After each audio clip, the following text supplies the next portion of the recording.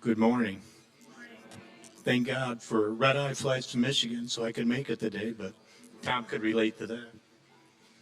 My name is Ron Kubiak, and I'm honored to read two readings today.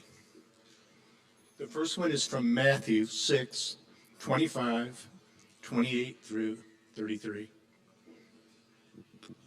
Therefore, I tell you, do not worry about your life, what you will eat or what you will drink, or about your body, what you will wear. Is not life more than food, and the body more than clothing? Consider the lilies of the field, how they grow. They neither toil or spin. Yet I tell you, even Solomon in all his glory was not clothed like one of these. But if God so clothes the grass off the field, which is alive today, and tomorrow is thrown in the oven, will God not much more clothe you, you of little faith? Therefore, do not worry, saying, what will we eat? Or what will we drink? Or what will we wear? But seek first the kingdom of God and God's righteousness, and all these things will be given to you as well. The second reading is 2 Corinthians 6, 8 through 10. We are treated as impostors, and yet are true, as unknown, and yet are well known, as dying in look, we are alive, as punished and yet not killed, as sorrowful yet always rejoicing, as poor yet making many rich, as having nothing and yet possessing everything. Thank you, Ron. We're going to invite y'all to sing this one with us. You can stay seated. You may not know it, because it's an 11:11 original song. So it goes like this. If I were to pray, if I were to pray, in the breaking of the morning or the dying of the day, what would I say? What would I say? What would my heart speak if I were to pray? Yeah. If I were to sing, and if I were to sing, if my soul could give some honest offering, what would I bring? What would I bring? What are the simple truths my soul would want to sing? Yeah. And if I do, will not the earth beneath, will not the sacred light in all creation turn to land and ear? Will not my song throughout the cosmos ring, swim that crystal river that flows through everything? Chris?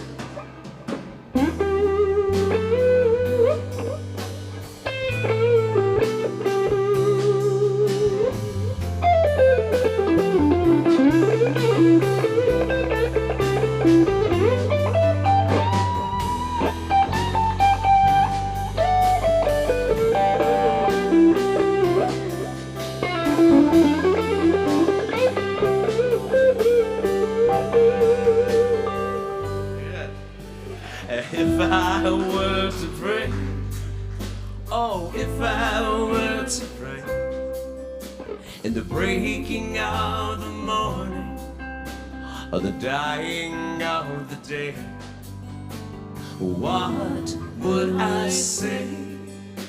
And what would I say? What would my heart speak if I were to pray. Yeah.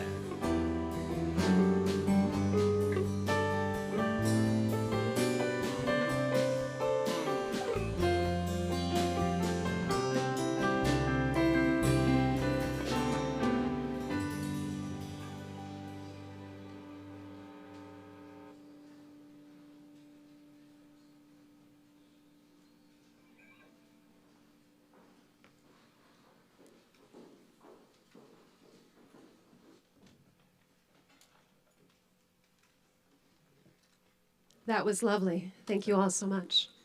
Good morning, everyone. I'm Cynthia Powell, and I'm delighted to be guiding the Kairos moment this morning. And I'd like to start with an excerpt from Daily Word. The word is excitement.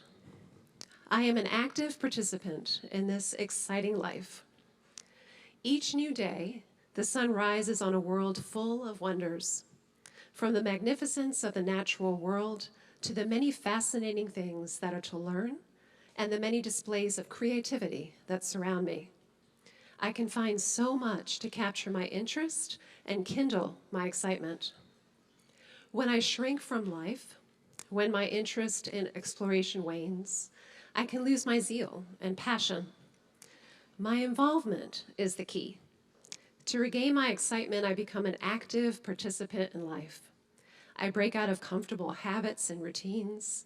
I try new things and meet new people. If this is intimidating, I remind myself that divine is everywhere and in everyone. As I explore, I'm opening myself to more and more of the divine. As my interest grows, a bigger world awaits me. So I now invite you to close your eyes or gently lower your gaze if that's a little bit more comfortable. Just being in a comfortable position. So we take a few moments to meditate, stepping out of autopilot, not rehashing the past or rehearsing the future, but being in the gift of this moment, this present moment. And just feeling the sensations of breath, perhaps feeling a sense of love, hope, peace within the body and mind.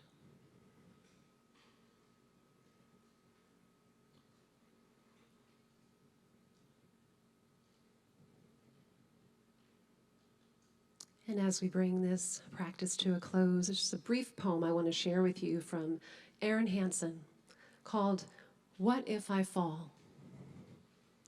There's a freedom waiting for you on the breezes of the sky. And you ask, what if I fall? Oh, but my darling, what if you fly?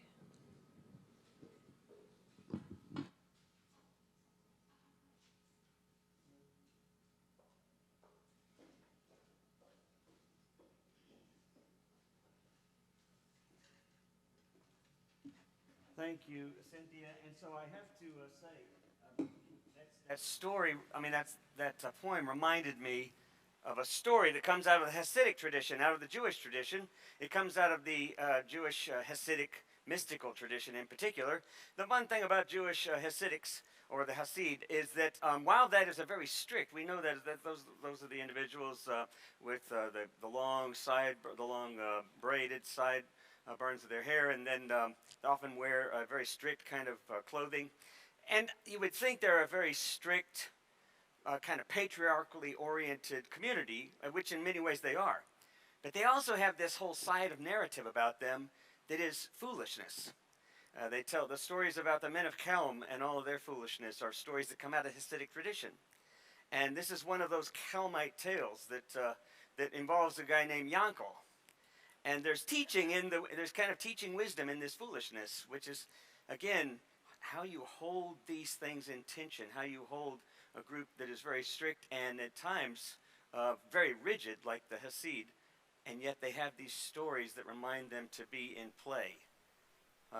not always able to see some of that themselves. But here's what it reminded me of. So Yankel is arrested by the king, and the king has fed up with Yankel and has decided to give up on him and put him in jail forever, and his friend as well.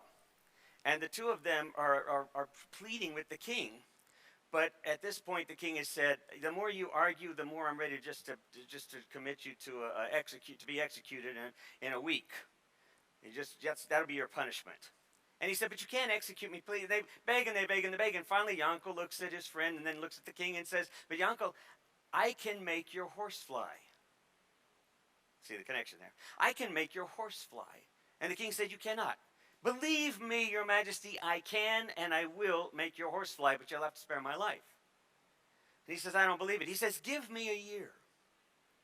And if I can't make your horse fly in a year, then I guess you can carry out your sentence. And his friend's just staring at him, dumbfounded. So the king says, fine, throws him into prison, both of them. And his friend's looking at him after the guards leave, and he says, Yankel, what are you doing? What are you talking about? You can't make the king's horse fly. And Yankel says, how do you know? I mean, who knows? Perhaps maybe the king will die before then. Yeah, but what if the king doesn't die, Yankel? Well, who knows? I mean, maybe someone will come and rescue us by then. Or, what if no one comes and rescues us, Yankel? What then? And he says, well, who knows?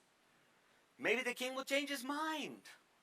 And again, one after the other, until finally his friend said, Yankel, none of this is going to happen. And he said, well, then maybe the horse will fly.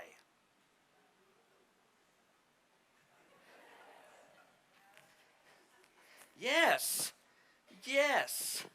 And it fits perfectly with our theme today. Go imagine that as well. You see, because true enlightenment, according to the Christian mystic Anthony de Mello, which maybe some of you are familiar with Anthony de Mello, the late Anthony de Mello, who was a Jesuit priest who wrote a number of books, and a lot of his books are about stories. And the stories often have this sense of wisdom to them that surprises you. They're short stories as well as longer ones. But one of the things that he said was, true enlightenment is cooperating with inevitability. True enlightenment is cooperation with inevitability. Now that's a tough thing to think about, because some of us would automatically go to those extremes, right? The inevitable. Yeah, but what if we're in the midst of an abusive reality? Or what if we're seeing abusiveness in the world, people harming other people? I mean, we're not just supposed to sit back and cooperate with that. And that's not really what this is saying. Inevitability has more to do with how we learn to see where we are and to respond from that moment as opposed to from our defaults, which is typically what we do in all of our responses.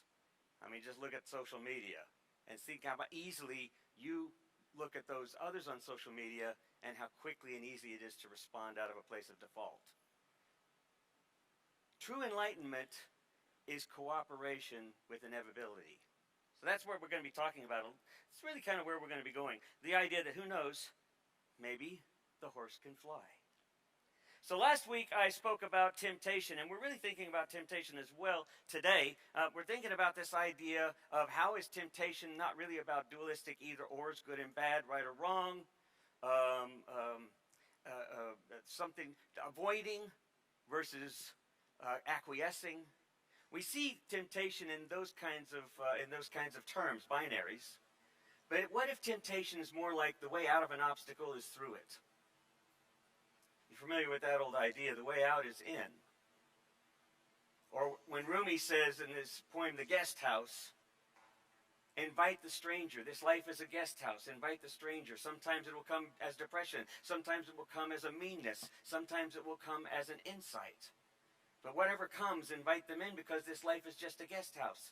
Cooperation with the inevitable.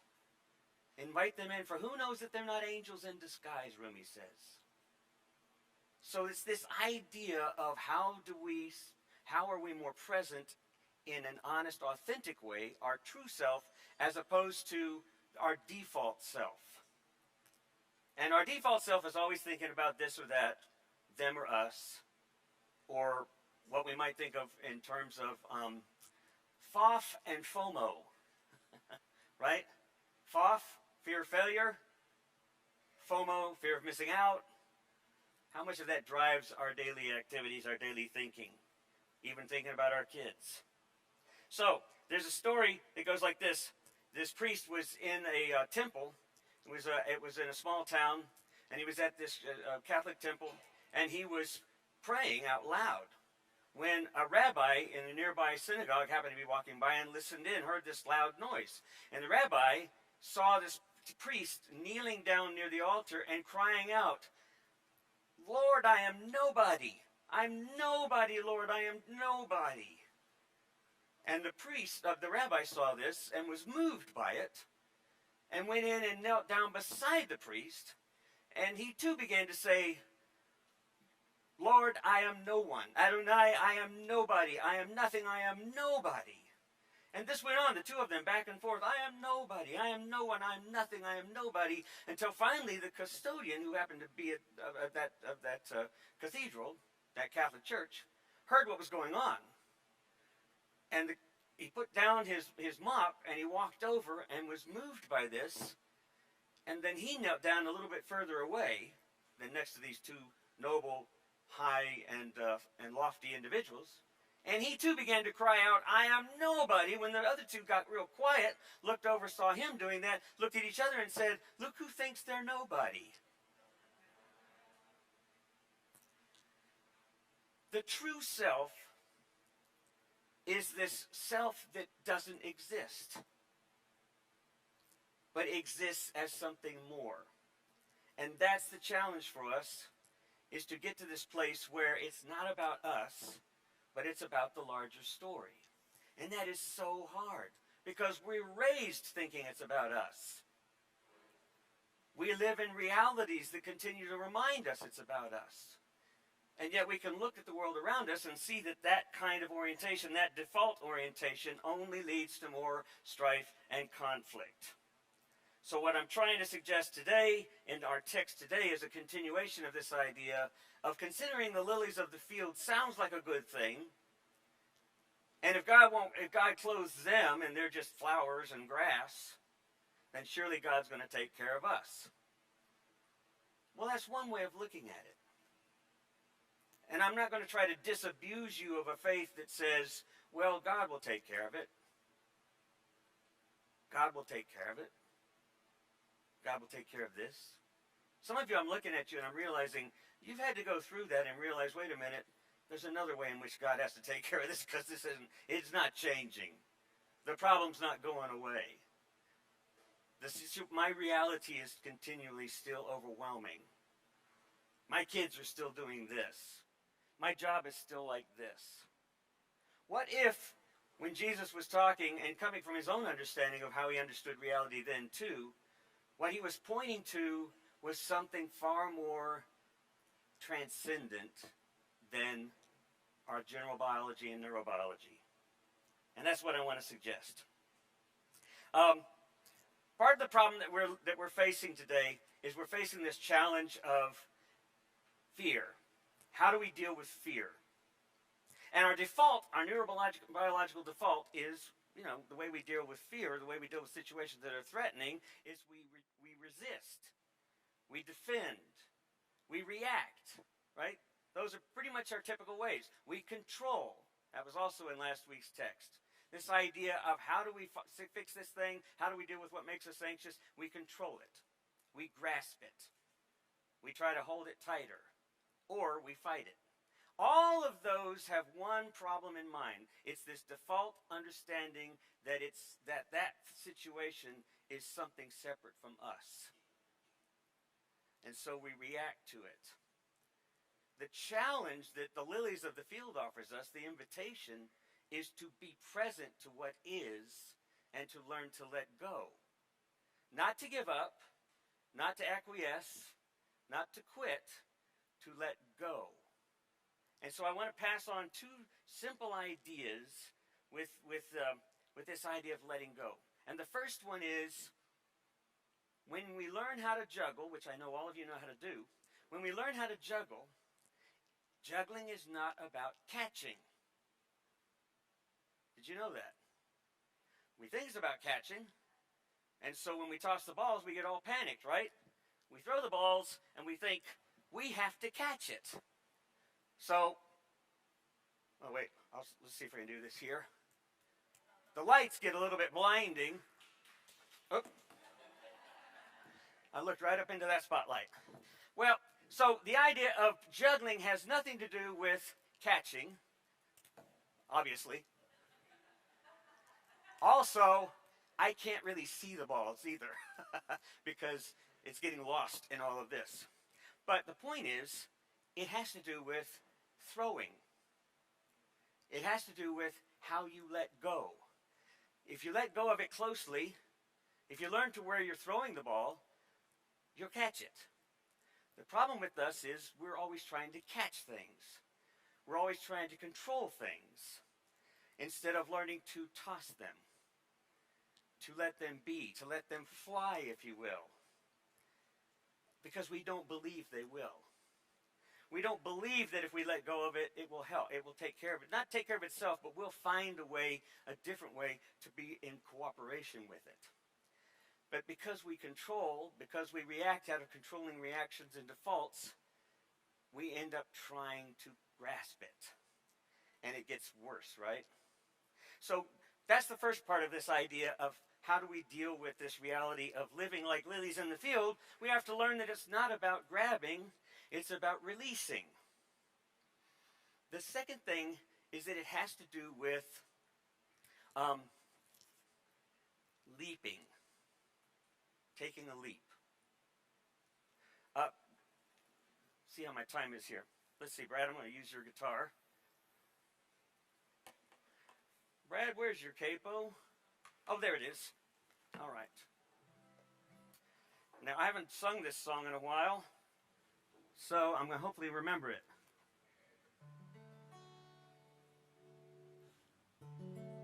All right, do we have vocals here? Oh, we got vocals? Okay.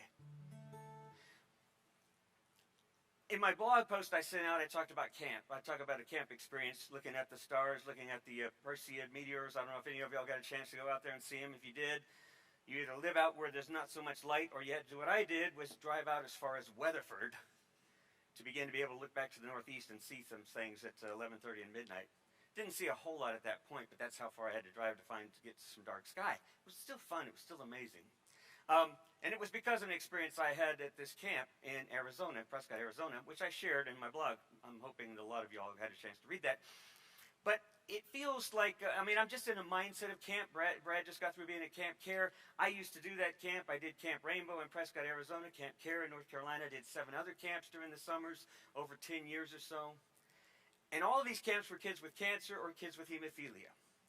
But the kids with cancer were one of the most surprising groups because they taught me early on this idea that it's not about grabbing, it's about letting go.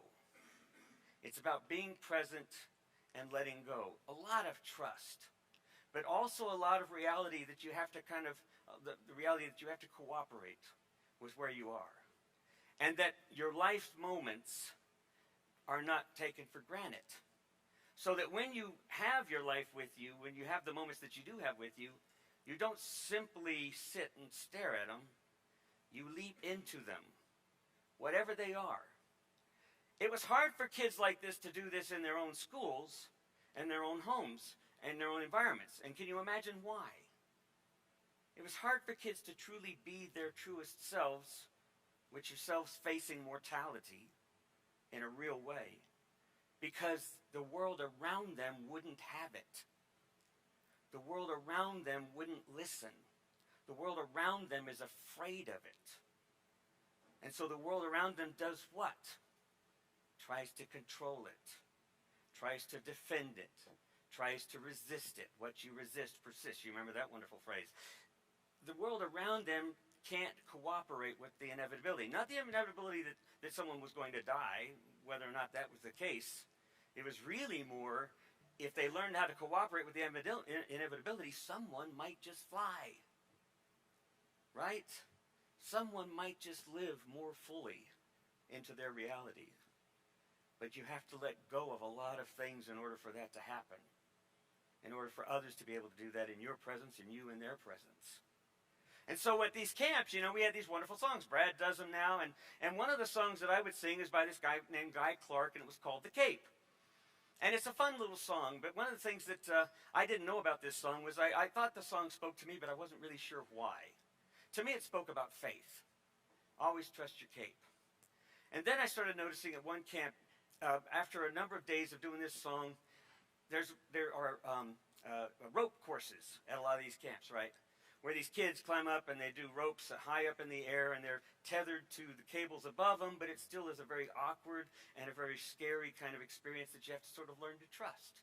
And you have to sort of learn to take steps forward in spite of what feels like a terrible risk. But that's their whole life. Well, it's all of our lives, really, if you think about it. And so these kids were doing this. They were diving into these experiences. And at the top of about a 50-foot pole, after you get up, it kind of stuck out a little bit over a steep hill, so it was up about 50 feet, and then even more over the field below was a zip line. And it went out a couple of 100 yards to the other side, where it finally comes to a stop. Now, it's a little platform, and there's usually a counselor up there, somebody who's kind of operating it, make sure you're all hooked up in your harness, right? Some of you have done zip lines. Most of the adult counselors could not do the zip line.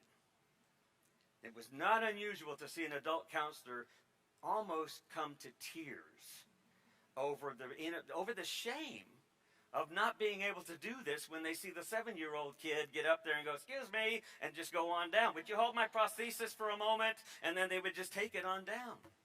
You know, it was overwhelming, this kind of juxtapositioning of anxiety and fear and bravery or courage. But you know what courage is? Courage is not bravery. Courage is open-heartedness. And that's what Brene Brown said that I found so insightful. It's not bravery. It's literally opening up with vulnerability and embracing. That's courage. And so what people were telling me was, "Tom, do you realize what they're doing up there? All these kids are signing their name on the pole that the platform's on. They're writing it in there with a marker, and it says, 'Billy, trust your cape,' or 'Mary, trust your cape.'" And we're seeing it elsewhere too. And then I got word from one of the counselors that says, "You really need to remind people not to take it literally, because the kids in the second grade cabin have lined up their bunks at about 10 feet apart and are leaping from bunk to bunk, shouting, 'Trust your cape!'" So, this was the song.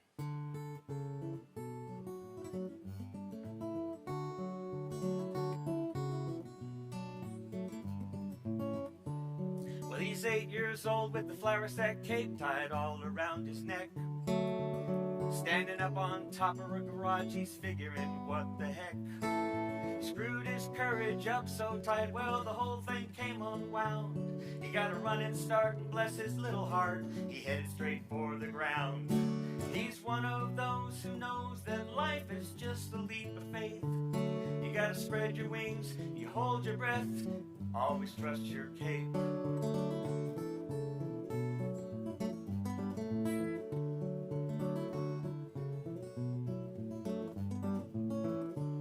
Well, now he's all grown up with that flour sack cape tied all around his dreams, full of spit and vinegar, and he's just busting at the seams.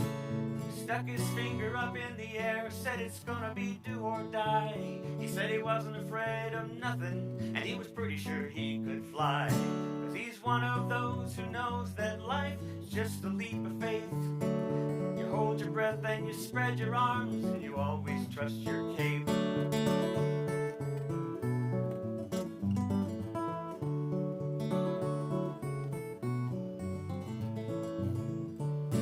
Now he's old and gray with that flour sack cape tied all around his head.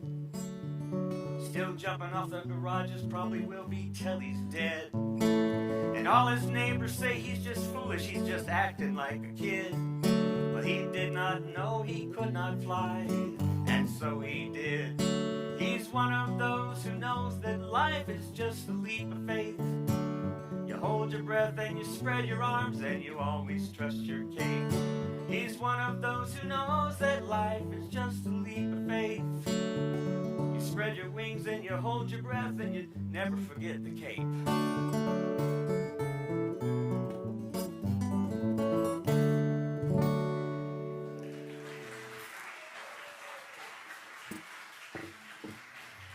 So here's what I want to suggest for you as we kind of coming out of time here. The challenge for us with this whole learning how to toss things and learning how to take leaps of faith is that our default system isn't there with us. It's just our brain, it's our neurology, it's just the way we're wired. And we're wired for fear. We're wired to react. We're wired to compete. We're wired to defend.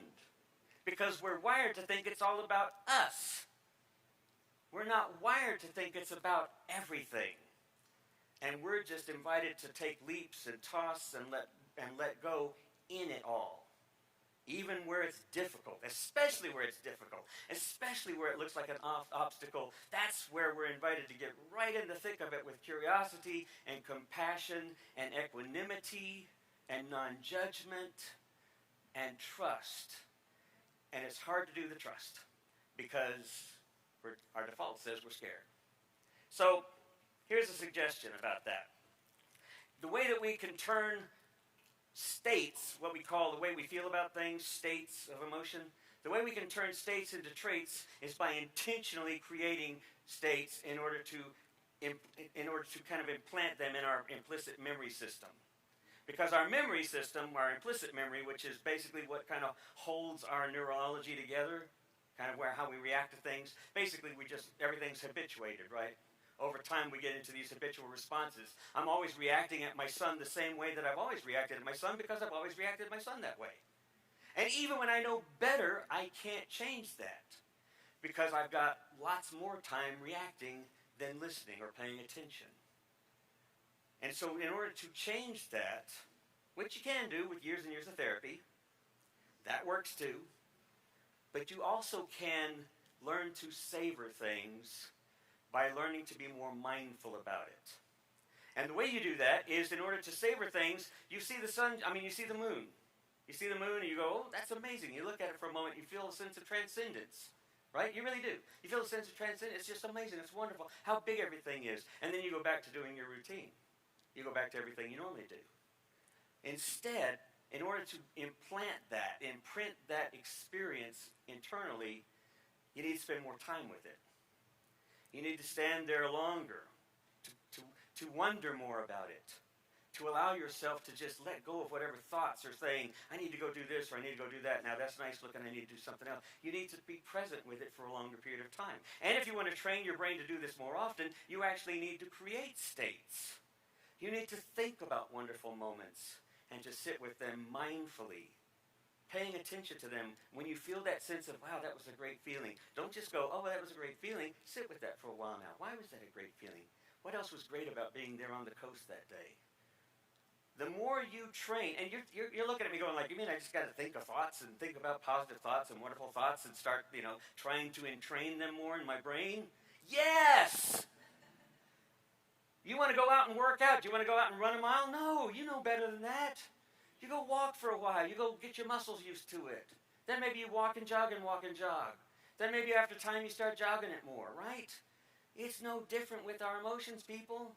It's no different with our reactions. We don't take time to entrain, to literally develop and train our emotional muscles. And so we react.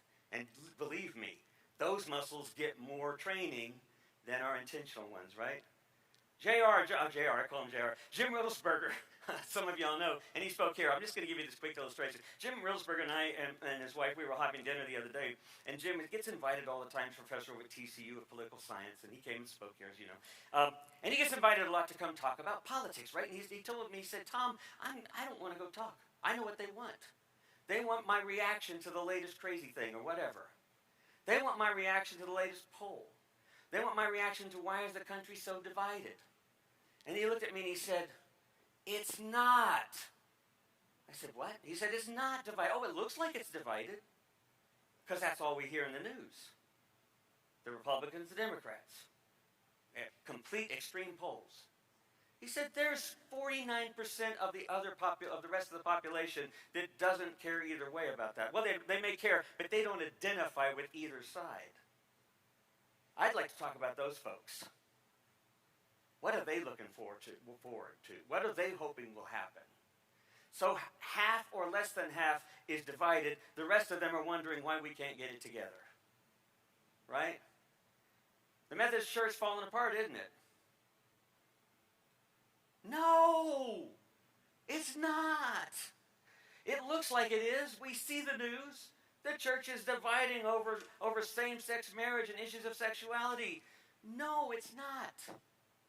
Churches are leaving, but 84% are staying. Yes. Because 84% still hold to the idea that we've always been a denomination, a community of people of faith who wrestle with stuff. Because our central goals and our central vision is about transforming the world for the kingdom of God. And the rest of it we just have to hold in balance. We have to just trust that someday it'll all fly, you know? But as long as we stay focused, and as long as we stay entrained to respond out of love and out of attentiveness and out of compassion, then we can change the world around us. But we don't do that, do we? Because we listen to the news and we hear and we react, and that's why we have to savor. So that's step one. You're going to do that this week. You're going to practice once every day, and I'm going to do it too. And we're going to think of something wonderful, and we're going to spend 3 minutes with it. In our head, imagining it, mindfully participating in it, enjoying it, savoring it, and then we're going to go about our business. And we're going to do that every day. And if you get really good at it and want extra credit, you're going to do it twice a day. Then the second thing that you're going to do, or that I recommend you do, is you just do something nice for somebody. Now, it may just be opening doors, or it may be going across and you see someone struggling with something like groceries or whatever. But you're going to look around and you're going to think about someone and something and do something nice. And if that's not happening, you're going to write a note to somebody. Ooh, maybe you'll write a letter and send a letter to someone. Wow, that's profound. And you're going to do that every day. And then the third thing that I want you to do right now with me is to close your eyes. Take a deep breath, or you don't have to close them, but you can keep them open. But just take 2 deep breaths. And then I would like you, as you exhale, to say what you're grateful for, 3 things. And just whisper it to yourself quietly. Like I would say, I am so grateful to be back in this community which gives me life, and I am humbled by the experience. I'm grateful for my grandchildren and the delight they bring. I am grateful for opportunities to go where I've been afraid to go and find there was no reason to be afraid. I am grateful. So I want you to keep doing that. Do 3 I am grateful for. Just now. Just silently.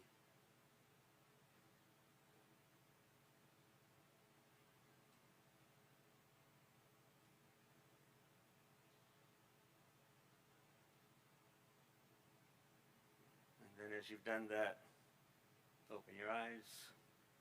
And this is what you get to do at the end of the day. And you can write it down so that you're actually making yourself make note of it. Now, if you do this every day for the next 7 days, and then keep doing it beyond that, but if you do this every day for the next 7 days, I guarantee you'll start seeing the world around you differently. You might even start telling your own story differently. And you'll certainly start to tell stories about others differently, because we start to learn that we can transform our reactionary biology into a more mindful, attentive biology simply with practice. We can be more like lilies of the field. We can be simply present without fear of reacting. And when we do that, then we begin to see we're nobody. We're everybody. Amen.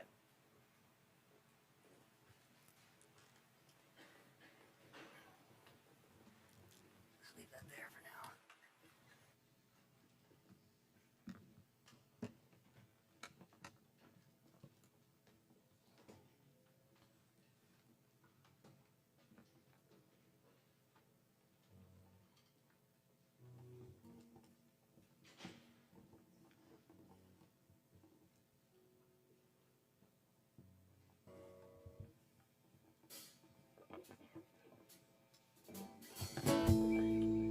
Well, the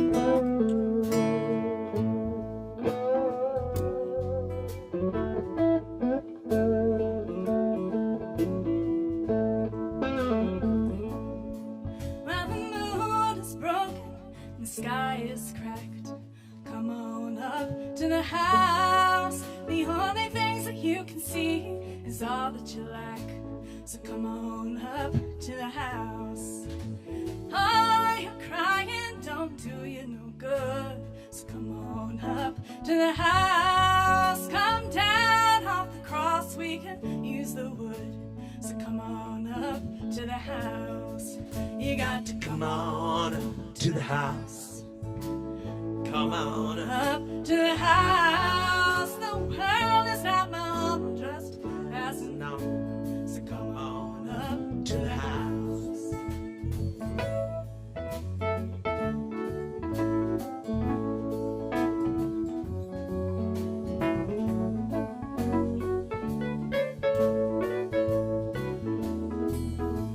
There's no light in the tunnel, no irons in the fire. So come on up to the house. And you sing a lead soprano in the Jumpman's choir. So come on up to the house. Don't life seem nasty, prudish and short? Come on up to the house. Yeah, the seas are stormy and you can't find no port. So come on up to the house. You got to come on up to the house. Come on up. Up to the house. This world is not my home, I'm just a passing through. So Come on up to the house.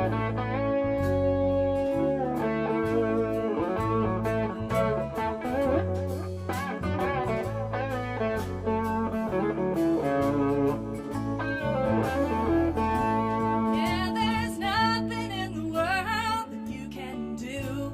So come on up to the house. You'll be ripped by the forces that are inside of you. So come on up to the house. Well, you're high on top, not in a woe. So come on up to the house. And you know you should surrender, but you can't let it go.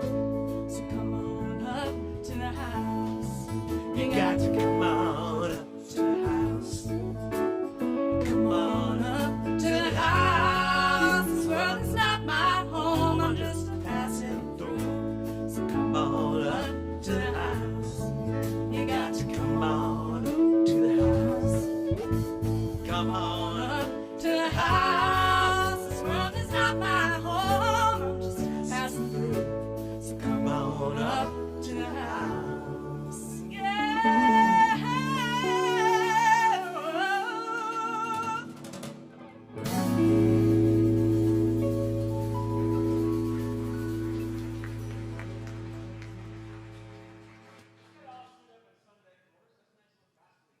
On up to the house. Remind me of Fly Away, I'll Fly Away. More themes on flying. Some glad morning. Back in my gospel fundamentalist days. All right, let's all stand. Ain't nothing wrong with that. It's all good. It's all good. Unless you learn, once you learn how not to react, once you learn how to cooperate with inevitability, it's all good. Yeah. All right, so here's our ending, our blessing. It's good to see you all here. It's good to have you all online. If you're still with us, I hope you are. And I'm hoping you have a good time this week, a good experience this week practicing with them, some of those takeaways. And also, I'll send out the takeaway for the week on Tuesday or by Tuesday, and then you can kind of remind yourself if you didn't get all of that. Here's Patrick Otuma's blessing that we like to end with. Go in pieces. Our time is ended. Ideas have been upended. Certainty has been upended, but new ideas and openness is being mended. And so as we travel, we unravel, and yet we travel together into new spaces, into new possible places, not as you and me, but as us, so that together we can see that when we go in pieces, we can share our world fresh with one another. So, we go in pieces.